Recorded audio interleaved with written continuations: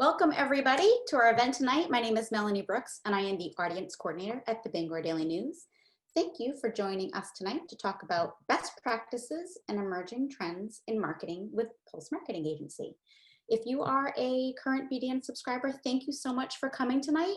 If this might be your first event, I hope that you enjoy it and that you join us again for an event in the future. We'll be sending out a follow-up email to this event with some links to the PowerPoint presentation and a survey, and we'd really love it if you could take a couple minutes to fill that survey out. I'm really excited to welcome Chris, Cam, and Amanda from Pulse Marketing Agency. Pulse is a full-service marketing agency, and they're a sister company to the Bangor Daily News, and they fall under the BDN umbrella. They have a special presentation to share with you all tonight. So I am going to pass the baton to Amanda and she will share her screen and the three of them will walk us through their marketing presentation. So Amanda, take it away. Thank you. All right, can everybody see that all right? Wave, all that stuff. Awesome.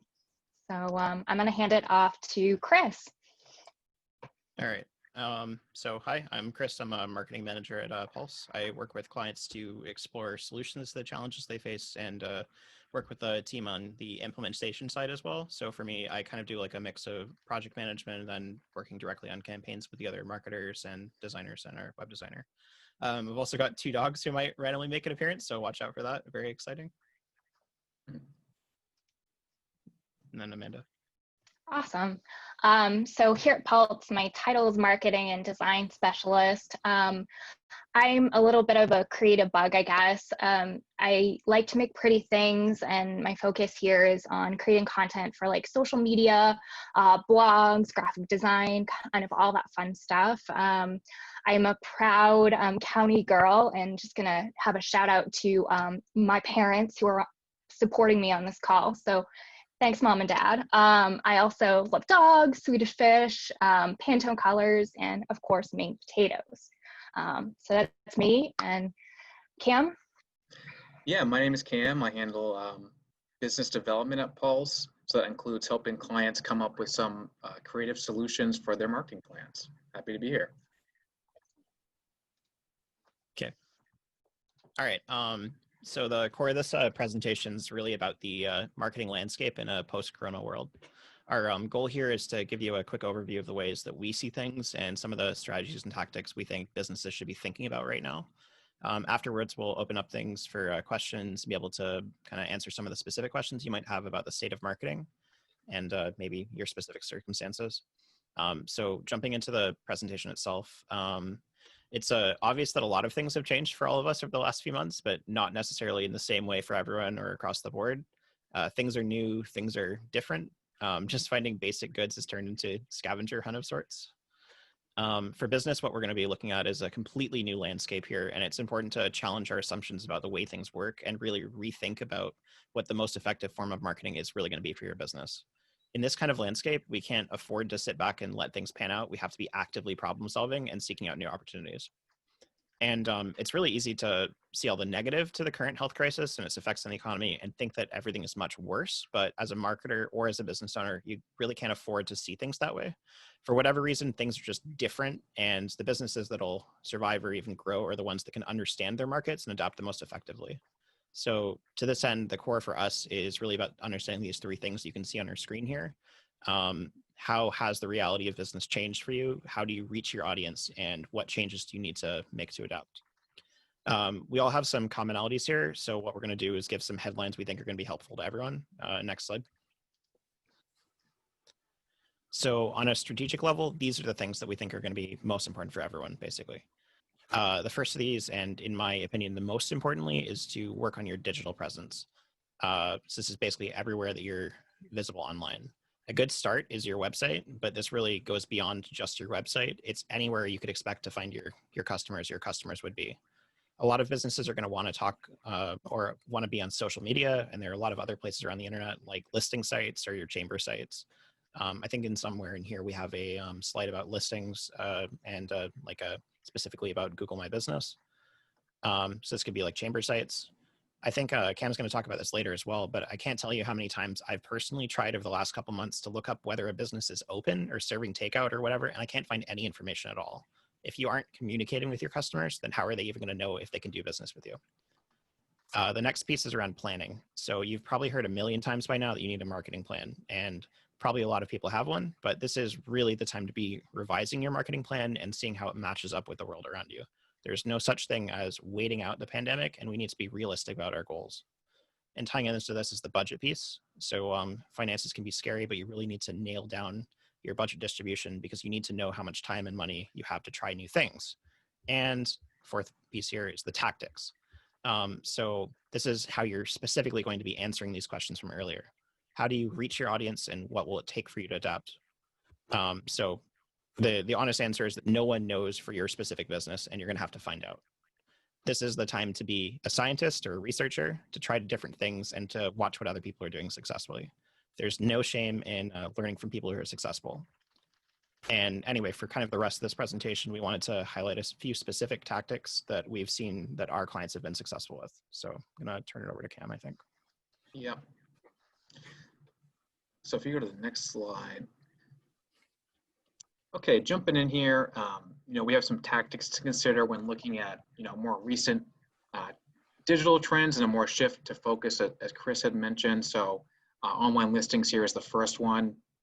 I'd say having an up-to-date listing or listings can really go a long way in terms of getting your exposure, eliminating confusion amongst your potential customers, and then bringing quality traffic to your site as well. I will say, working with a handful of different clients in a lot of different industries, customers tend to find them using different and sometimes even obscure methods, right? So, one might come to your site for the first time via Bing. Maybe they find you for the first time via Google or Yellow Pages or Yelp even. Really with listings, they're free to create. So it's a really good opportunity to increase your digital exposure and cast a wide net when it comes to online searches. So ultimately, when someone searches your brand name on Google or whatever search engine they end up using, you're absolutely going to want to dominate that search results page. So you want to take up as much, relevant real estate as possible, if that makes sense. So everything, from your organic search listings to places like, Facebook, Yelp. You don't want customers to find competitors before you if you happen to be absent on some of those listing sites. One other thing I'm going to mention here is that during the quarantine, I know Chris had mentioned this as well, that we've seen a lot of businesses that haven't updated their hours or location. And maybe that means that customers don't even know they're open, right? So you want to make sure that you're not one of these businesses and have control essentially over those listings to eliminate any confusion that might occur amongst potential customers. So we've worked with folks who maybe they have changed addresses, right?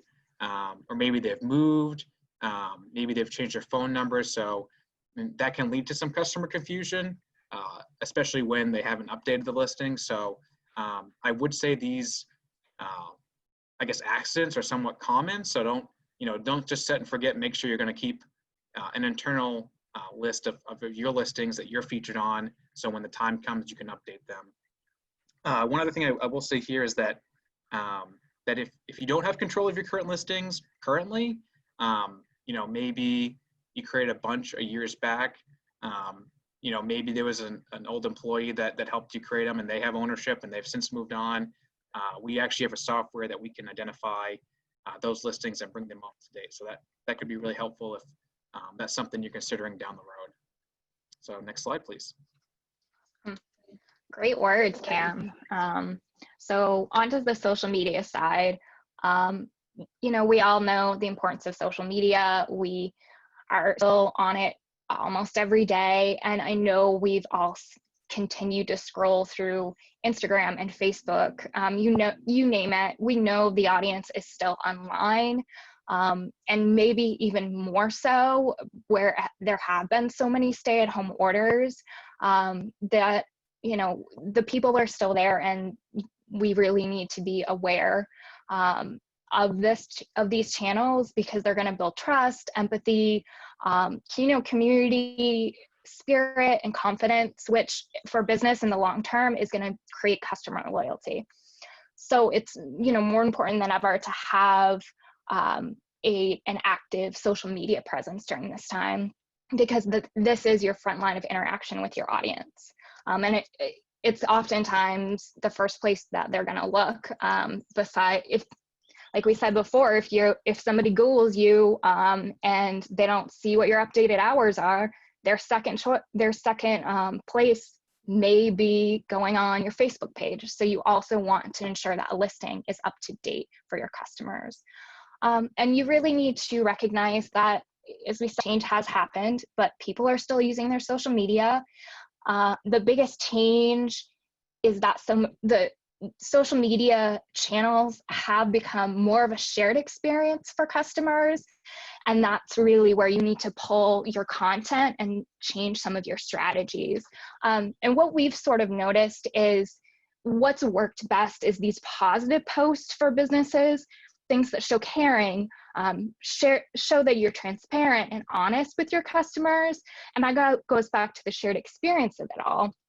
So even if you have a negative post about, you know, having to close or change your hours, being positive in your tone and approach to these happenings is going to have a positive reaction with customers, because people really do appreciate knowing they're not the only ones dealing with this. And some examples that we've done on the Pulse side, we've had one employee who is a huge fan of giving blood. So when the shortage kind of came into play for blood, he took a picture of himself giving blood, and we shared that on our social, and people loved it because we were being real, we were being transparent and supportive of our community.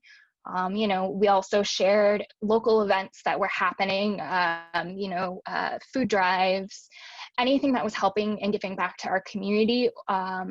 Or we even did a few fun posts about us supporting local business when we were eating out, because as a Pulse team, we love takeout and supporting downtown local businesses, especially our pizza. So that's been just some ways that we've use these tactics, and they've worked well for us, because this is an emotional time for people, and we need to recognize that we need to be genuine and friendly. It's not the time for BOGO sales or hard sells. It's the time to be human, and that will ultimately create customer loyalty in the long run. But do keep in mind that you do need to be aware of a couple of things. Besides the tone, you also really want to be aware of your audience reactions when they kind of start to shift. The positive is great, all the community spirit is great, but I mean, let's be real, we as consumers are pretty sick of hearing "we're in this together" and other sort of phrases that had been used at the beginning that now we know that we're starting to tune out. So as a business, be aware of how people are reacting, because that's something that is also going to be constantly changing. There's going to be that ebb and flow. So be aware and be careful of that, because some of these trends in marketing are going to stick. And I think the one that we need to always remember is empathy. And some trends are not going to stick. Like, I'm trying to think, when's the last time you guys heard of a virtual cocktail hour? Like that lasted like 3 weeks. So just be aware of those things, because changes are going to happen, and just know what your customers are asking. And if you don't know that, ask the question on your social media page, because they can provide you with the answers of what they're looking for your business. And of course, don't forget about paid social media. That is a great tactic, because you can have such a niche audience at a really good budget. So that's some great opportunities for social. And so I'm gonna go to the next slide and we'll talk about some other tactics. Thanks, Amanda. Yeah. I would say another avenue to consider is actual paid for advertising. So Amanda just mentioned potentially advertising on Facebook. I'd say this is really going to be dependent on what type of business you have, right, as well as your current position. If the recent crisis has put you in a position where, maybe your budget is a little more conservative than it was a couple months ago, advertising might be something that consider down the line. On the other hand, if you're a business with a budget in mind, maybe you've seen some good leads for this summer and want to continue to feed your pipeline, then I think, advertising might be at least right for you to think about and consider. So some options that we have here to think about. The first and foremost being pay-per-click campaigns. You might also hear this called SEM or AdWords. I think they're now primarily just called Google Ads when they're on Google. So really they're all the same thing. So really search engine marketing is the process of bidding on relevant keywords and driving qualified traffic to your site. So for example, if I'm a bed and breakfast here in Maine, I can bid on the actual phrase places to stay in Maine, and my search ad is going to be eligible to appear when someone types in that phrase or a similar phrase. So this is a really great avenue. Just because people's intent to buy or move forward is going to be strongest, right, when they're actively searching and engaged on search engines like Google. Think about your own buying habits, right? So another thing that I want to mention here is you only charge when a user clicks on your ad. So that's where the term pay per click comes from. You're not going to be charged every time someone types in places to stay in Maine, right? You're only going to be charged when you're going to get a quality lead that comes to your site. So again, you're only being charged when traffic comes to your site. So that's one of the reasons why we typically like to recommend this avenue, is it's a great way to generate leads. The next advertising channel to consider is advanced TV and YouTube pre-roll. And this is more of a new frontier in terms of digital. So as more and more people have been cutting the cord and eliminating options like satellite, cable, you might be one of these households, right? So devices like Roku, Amazon Fire Stick, Apple TV, gaming consoles, all those have become a lot more popular in recent years, and you can only expect that trend to continue into the future here. So this is an avenue we can use to target residents while they're actively streaming. So at the beginning of the quarantine, I know we have noted here that Nielsen, who's a fairly big media giant in our industry, right, they estimated content and streaming consumption to be up nearly 60%. So it's really kind of a perfect storm for this type of segment here. As more people, right, they're on a budget, they're cutting the cord, they're staying home and consuming content. So I will say, if you do have video assets to utilize, perhaps, this is a good option to at least consider or think about. And then the last bullet point here to think about is how, niche your audience is. There's targeting capabilities that go as specific as job title or even physical address. So if there's an audience segment that you're sure that you want to target, there might be some additional strategies to consider that are extremely, extremely precise when it comes to getting in front of your exact audience. So I think an example here that we can all relate to is, you go to Amazon or another big box e-commerce store, and maybe, you're looking to buy shoes or another something else like clothing. You abandon your cart, and then you see that pair of shoes fly around the internet. Whether you're on your mobile device, right, whether you're on your tablet or desktop, you're going to see those pair of shoes follow you around at least for a month, sometimes more. So that's kind of the same strategy we can utilize here, a little different, right? We're not going to be targeting, obviously, based off of your Amazon purchases or purchases you haven't made, but the criteria is a little more precise. We're targeting based off job title or physical address. So again, if you know your exact audience, there might be some additional strategies to consider here. Next slide, please. And then the last strategy to think about is Google 360 tours. I'd say this, this is more so going to apply to your restaurants, think hotels, your big box retail locations. with 360 Tours, potential visitors can virtually walk through your restaurant, hotel, retail store. It's really a great way to show off your space. It can kind of complement your social profile as well as some of the listings that we mentioned earlier. So we just have some quick samples here. We can just run through maybe one or two just to get a feel of what the environment looks like here. Yeah, awesome. Thanks, Cam.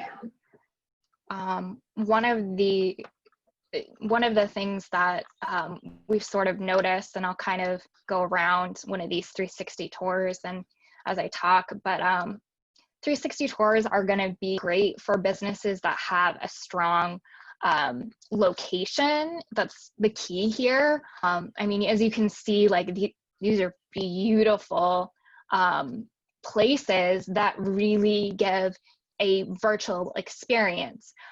So in this time, some businesses that this works great for is, hotels or hospitality industry, where people are starting to plan sort of their next step, those vacations, while they're at home. So this offers a great opportunity to give that virtual experience of their location to make people want to book with them. And the other thing too is where there are still a lot of colleges are not open yet. This gives an opportunity for those places to have, virtual campus tours, or, if you live in Maine and are trying to apply to a school in, Massachusetts or California, this is such a great opportunity for you to have that virtual experience, that virtual campus tour. So that's just some examples of how you can use 360 tours. So yeah, I just want to add in here as well. Yeah. It's just that you might like the possibilities for this are pretty limitless, honestly. Like any site that has pretty strong location is a good site to have Google 360 tour, basically. Like even if it's just as simple as like having people being able to like look around your store, or just be able to kind of see the area around where you work, it really puts like a physical feel to everything, where if people aren't able to visit there in person, then they just get a sense for what it's like to be there, and it really gives a sense of place, which can really aid in giving you like an identity, basically. It differentiates you from like all of your competitors, basically. It's just one other avenue to kind of spice things up. Awesome. Yeah, so thank you guys. Just in conclusion, just some takeaway items here, right? The first being take advantage of free channels like we mentioned, Google My Business, the social media profiles that Amanda mentioned. You're going to want to make it easy for potential customers to find you. If you're absent here, don't let your absence benefit your competitor, because potential customers might find them first, especially if you're not on some of these profiles that are relevant to your industry. The next bullet point, diversify your campaigns, find out what works for you, don't set and forget. If you commit to social and post once and then not again for another year, right, you're not going to see any really results from that. You want to stick with your plan to fulfill whatever internal goals you have. Ultimately, you're going to want to, you're not going to see success from just one post. Like I said, you want to continue over time to build a successful campaign. Identify relevant channels for your business. That's the next bullet point here. You want to think where your audience is. As you might have noticed, there are quite a few different marketing channels to at least consider and think about, and it seems like more are added daily. So just keep in mind that there's probably more than one that's going to be the right fit for you, and ultimately people are going to find you using different methods. So don't sit here and think that only one channel is right for you. Don't think just your Facebook page will suffice. Really, you want to be active on whatever relevant channels in your industry you think your competitors are on, you think, obviously where your customers are finding you. And then lastly, be nimble and willing to adjust on the fly. So with some of these strategies, you can really pick up and go at any time. Don't let your marketing become stale.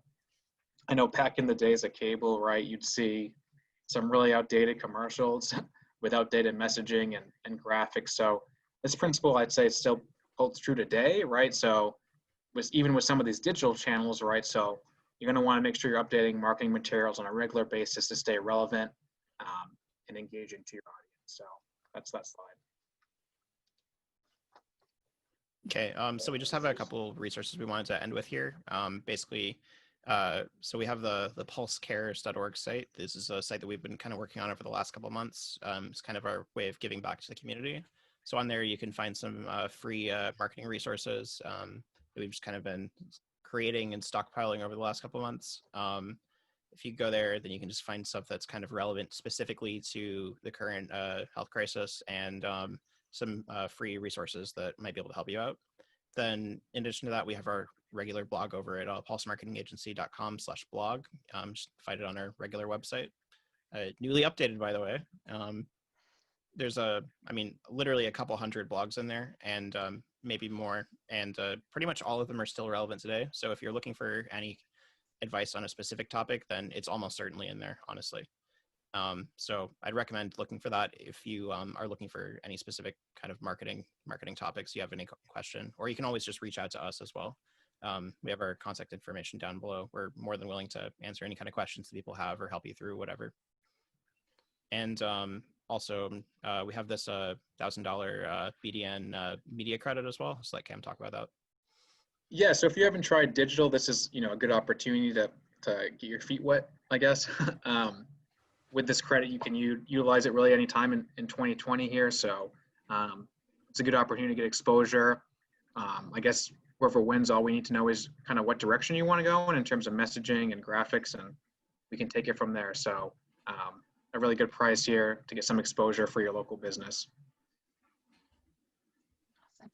Thank you guys, and I think we'll let Mel kind of take over now. Thank you.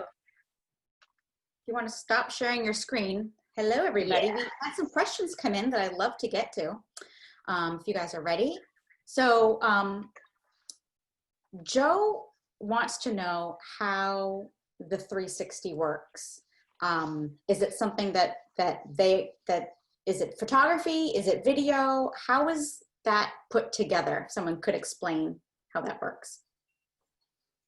So it's actually a specialized camera. And it's a combination of still photos that are stitched together. So we have a producer here at Pulse, and he'd come to your location of business, or you could purchase your own camera. So that's an option as well. But typically, what he does is you come to your office, your place of residence, whatever you need, shot, and he'll be taking panoramic views of your storefront, your restaurant, your hotel. So that's typically how it's done with a specialized camera, and it is fairly new. So maybe you've seen some on Google listings in the past, but again, you're going to be required to use your own special camera for that. Another question came in from Liz, and her husband have a wedding photography business, and they have a pretty good social media following. As far as social marketing, how important is it to do Facebook Live or Instagram stories as opposed to purely static posts, maybe with just a photo for their social media? What I would say is it's I'll start off here at least. Is I don't know if it's really a like a opposed to kind of thing. Like if you're going to do Facebook Live or Instagram stories, you'd normally want to use that kind of as a complement to your existing social presence. So like maybe if you see opportunities to do like a Facebook Live as opposed to posting a regular post, then you might want to be able to take that, or just if you have other Instagram content that can be kind of repurposed into stories, that's great. But it's definitely something that people should be experimenting around with and trying out, because it's just kind of a new avenue for people to see it, and the platforms themselves are really pushing these as well. So they're very visible. Like Facebook Live is enormously beneficial to anyone who can use it right now. So if you have even like just something as simple as like a 30-second like phone screen like interview of yourself or something like that, just like a short video. I mean, that's like the kind of thing that audiences really like right now and are like super good for engagement, basically. So I'll just I'd add strongly on. recommend. Oh, sorry, Chris. I just want to add on to that because I do have a little experience in my marketing hat. I worked in the jewelry industry for a little while, so I have some familiarity with the wedding industry, of course. And for your industry and in particular, what I would encourage you to do is do a balance of both, and then look on the back end of your channels to see which is performing better. That in particular, I think that you do need a good balance of both, but you're going to know on your back end analytics what's going to work best for you. And I feel like also too, if your personality is part of your business or your brand, it's a really great way to talk directly to your customers as well, I can imagine, with a Facebook Live. Yeah, absolutely. That's one of the big opportunities for Facebook Live specifically, is it allows you to go beyond just like the name recognition, the brand, and humanize it in a way that it's not really possible to do other ways. I mean, there's a reason that people like have so much engagement with Facebook Live, is just because it is personal. That the live element is an essential part of it, because that shows that you're in the moment, you're right there, you're engaged with your audience. I had a couple of other questions that came in before. How much is too much when posting to social media? So what I would say is that it's really dependent on your specific audience and what the channels are as well. Like some channels are a little bit faster than others. Like if you're thinking of like a Pinterest, for instance, like you basically don't need to post like ever. You just post like every now and then, or whenever you have something that's really like exemplary. Versus on Twitter, I mean, it's pretty normal for people to be posting multiple times a day.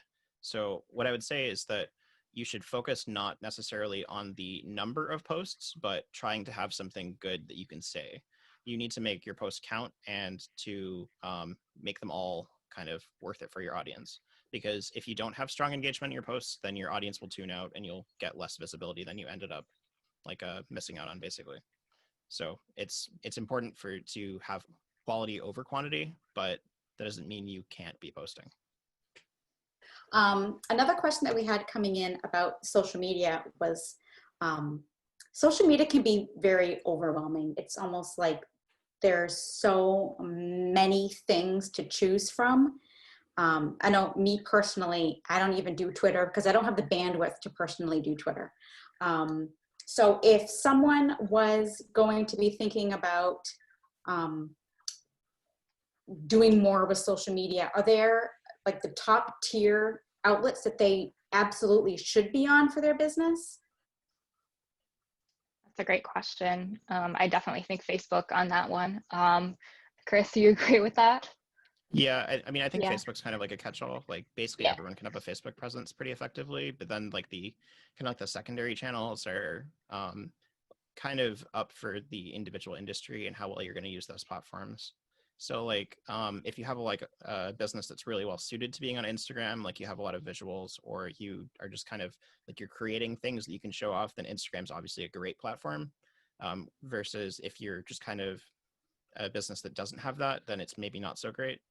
Facebook though is so utilitarian that you can basically do everything with it. And not only that, but it does kind of function as like a listing as well. Like how many times have you probably personally looked up like a restaurant and like the first result is their Facebook page? If you don't have your menu on there, you don't have your hours, then people aren't going to be able to find you. So basically everyone should be on Facebook. And then the rest are kind of up for debate. Yeah, and like Chris said, it's very industry specific. Like I think if you are a photographer or something that's more stylistic, Instagram is, I will 100% say you need an Instagram. But if you're an industry that's more, I want to say industrial, like an engineering firm or something like that, the value for you is going to be more Twitter over Instagram, because you need to stay in conversations with your industry as well as the community. What about the age of your potential clients? I feel like I hear from my younger nieces, like, Facebook is for old people. Yeah. What about that? Yeah, they've definitely all got their own kind of audiences. And so you really need to be thinking about where your potential customers or clients are going to be at. And kind of as we mentioned earlier in the presentation, just thinking about where they're at and then kind of working backwards to figure out where you need to be. So if your audience is a lot younger, then you might want to consider like Instagram's a pretty young platform, Snapchat's a pretty young platform, TikTok is a very, very young platform. So thinking about where those people are going to be and then just being in those places. And then once again, even if Facebook is quote unquote for old people, I mean, statistically, Right. that doesn't show up at all. Facebook is so widely used, it's unreal. Almost everyone's on Facebook to some degree. Yeah, and I would also say that just because you're on a platform and someone else says that older adults are on not on one platform, or just because you do something doesn't mean everyone else is in agreement. So, it's you really need to look at the hard data and see kind of, as Chris mentioned, where your audience is going to be at, because ultimately, you're not your audience, right? So that's something to consider as well. Heidi would like to know if you guys have suggestions for scheduling platforms or apps for Facebook or Instagram. We internally use Sprout Social, but I think Sprout Social is kind of limited if you don't have like a paid version, basically. So what we used before we used Sprout was Hootsuite, which we found to be really good. What's kind of strange about Hootsuite is that they have this pricing page that basically tells you that there is no starter edition. But if you Google like a starter edition or a free version of Hootsuite, and I'll just type that in chat as well, then you can actually find a landing page that does give you an infinitely like existing 3-channel, I think, version of Hootsuite that is really effective for curating posts and for posting through. I think it has a maximum of like 30 scheduled posts, but if you're not like scheduling out a million posts in advance, that'll probably be fine. No problem. Awesome. You have anything to add to that, Amanda? I've also used Loomly in the past. That's a good option for somebody on a budget. That's awesome. Something that you guys did not talk about, but that was a question, was what about blogging? Is blogging dead now? Do people still blog, and is it worth it to create that sort of content for your website? I think it's certainly worth doing. It's maybe not to the extent that people kind of used to have with like a blog spam kind of era, maybe like a decade ago, but blogging is part of like the whole kind of inbound marketing like strategy, basically.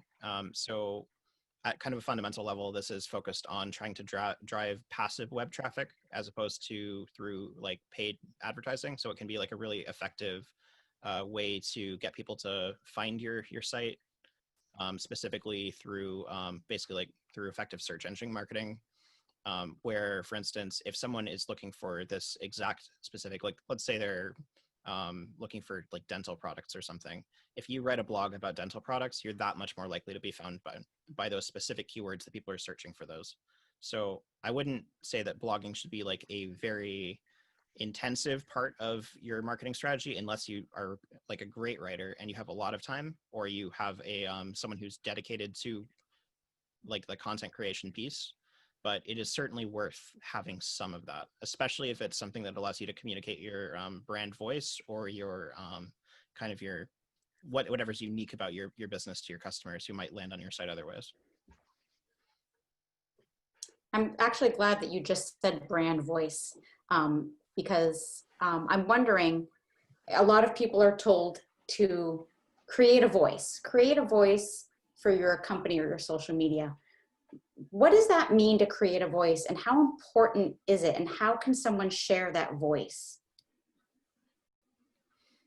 So your brand voice is basically just it's the culmination of all of the pieces of your outward visible presence. So on one sense, like the physical tonal voice is how you're talking about things, like how you're addressing your customers, the kinds of language you use, how formal or informal you are, which is really important to be consistent, just because if you are consistent, that builds branding and it helps you be kind of build that recognition with people. But then also just understanding the way in which you're talking to people is really important, just because the way in which you talk to them basically determines how people see you. And like, for instance, if you're like an industrial or an engineering firm or something like that, then you might want to use language that's really kind of formal and industry professional. Whereas if you're someone who's kind of like a restaurant or something, then you might want to use, more emojis. You might want to be friendly, just adopting whatever kind of language, just in the exact same way as when you talk to people in real life, you hear what they're saying and you are able to take whatever message from that and see them in a certain way. That's exactly the same thing with a business.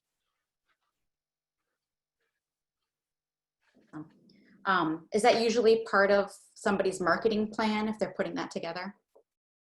It would be certainly a good thing to include. I don't know how many marketing plans I've seen that have actually specifically gone through that, unless it's part of like a style guide, for instance. Like most of the time when I look at a style guide, then it's like mostly visuals. But if you do have like the more comprehensive your marketing plan is, the more important this is going to be, basically. And especially as you're talking about like businesses that are growing beyond like a small business level, where if you're increasing the number of employees, the more important it is to get everyone on the same page and make sure that everyone's talking the same way about your business, especially with any kind of outward media communications. Yeah. Yeah, definitely. Yeah, and if you think about if you were to expand to the point where you would need to open franchises or open up multiple locations, you'd want, people running those stores and operations and marketing materials to know exactly the way you want to be portrayed, right? So yeah, having that even guidelines there, ABC is good to follow. Even at like a smaller level than that, say you take on like a new employee and your employee has like, say, this is really common actually, is your employee is taking on like the social media responsibilities. It's very important that employee knows exactly how to talk to your audience, because you don't want to break in continuity and you want to present your brand and your message in exactly the way that you've kind of intended to do that. There's no other last questions. Oh, Shauna has one. Let me zip over to her. Hi, Shauna, go ahead. Hi, first of all, thank you so much at the end of a hot day for presenting this. It's been great. Someone alluded to if the quality of your post is, you don't get much interaction from it on Facebook, that it perhaps could make your future visibility decreased as well. Can someone speak to that, and as well as in general right now with Facebook visibility, unless you pay? I've found over the years that seems to have gotten a lot worse. In other words, organic reach does not seem to be what it once was, and it may be me, and it may be the quality of my posts, and maybe that, and I'm open to that possibility, but I do feel like organic reach is almost impossible at this point, which is sad during this time when business owners really need that the most. Yeah, I mean, I'd have to agree that Facebook is becoming very much a kind of a pay-to-play model, especially like year to year, it gets worse and worse to this extent. So it's kind of just an unfortunate nature of business, but that doesn't mean necessarily that it's not worth organic posting. It's just maybe like having that, because especially if people are coming to find your page, for instance, it's important to have that presence there so that people are able to see that you're active and people are able to kind of understand your business immediately. Yeah. But yeah, it is. And the other part of that is that no one understands Facebook's algorithm exactly, because it's constantly changing, even like a day-to-day basis. Yeah. But there is definitely some research that's shown that posts that are consistently underviewed by the audience basically stop showing up as much within that audience's like a viewership. Like if you think about, you probably say 10 years ago, you've liked a page and you've not interacted with it since then. That page will never show up anymore. And it's basically the same thing for all of our pages, unfortunately. Yeah. Where making those post quality and trying to cultivate whatever kind of community or engagement you can find there where possible is really important. Yeah. But it is difficult. Yeah, it's kind of one of those things you have to get to the acceptance phase that it's part of your budget. Yeah. I'll add to that too. Shauna, I don't know your social media page, but do you have a balance between video and photos? Because that is one thing that the algorithm sort of has showed. The engagement, it has become higher on the video posts, versus photo posts. So if you aren't, I would encourage you to try and do some video with that. Okay, thank you. I am Yep. guilty of not doing videos anymore, especially lately. Yeah. Yeah. I know it can be kind of scary and intimidating to do. No, a it's Facebook not Live. that. Okay. No, I'm bored of it. I'm Yeah. a one woman show. It's just another mundane task that must be done. Yep. Yeah. Yep. One woman shows. I get that. Yeah. But for anyone out there that might have some trepidation about doing a Facebook Live, just go for it. You know, get over that hump and believe in yourself, because no one can tell your story better than you. Any other last minute questions? Shauna, that was a really good one. Anybody else? Awesome. Well, thank you. It has been a very hot day. Thank you all for coming tonight. I really appreciate it. I'll be sending all of you a follow-up email, and the Pulse marketing team will get in touch with the lucky winner of the $1,000. So I wanted to thank them so much for thinking about, that's a really great idea and a really great perk. And I hope you guys learned something tonight. We'll also send information and contact information for Amanda, Cam, and Chris, so that you can reach out to them. And again, we have 2 great events next week that I'll be sharing on our Facebook page and emails. So I hope to see all of you again soon. Thanks for having us. Thank you so much. Have a great Thank night. you. Thanks, Bye. Cam and Chris. I appreciate it. Great job.